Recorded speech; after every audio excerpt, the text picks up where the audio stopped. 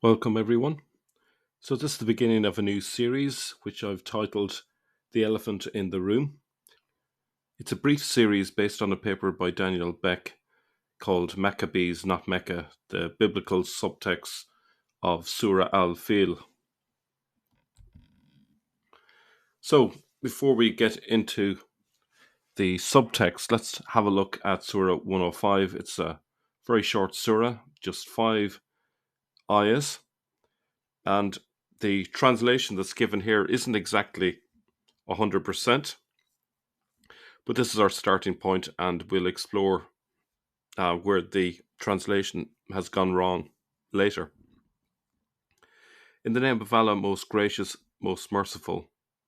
See thou how thy Lord dealt with the companions of the elephant. Did he not make their treacherous plan go astray? And he sent against them flights of birds, striking them with stones of baked clay. Then did he make them like an empty field of stalks and straw, of which the corn has been eaten up. Well, with those few verses, various tafsir writers have gone on a massive flight of fancy, inventing a whole tale about elephants going to Mecca and so forth.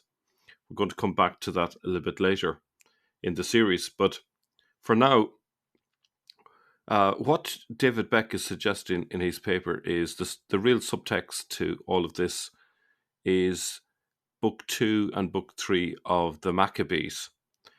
So the rest of this episode, we're going to have a look at an overview of the Maccabees just to get a sense of why that is subtext for Surah 105.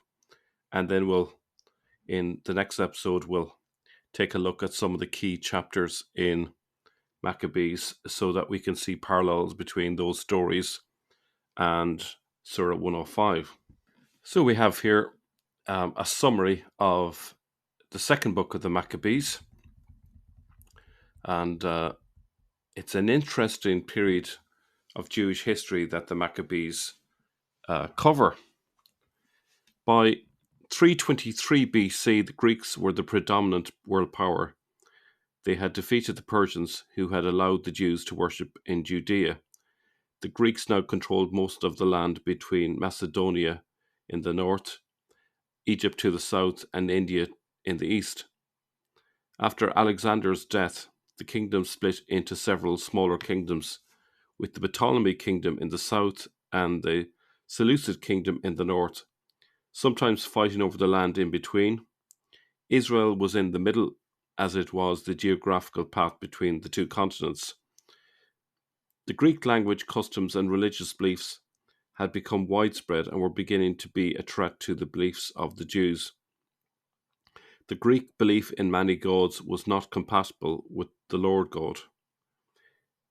The Jews, with their belief in one God and their temple treasury, were a target for Greek kings looking to enforce Greek beliefs or increase their own power and wealth. For some Greek kings, the Jews could worship in peace as long as they paid tribute. For others, that was not enough. In the time of the Maccabees, it was not enough. It was the latter part of the 2nd century, which is 167 to 160 BC, where all of this is dealt with. Okay?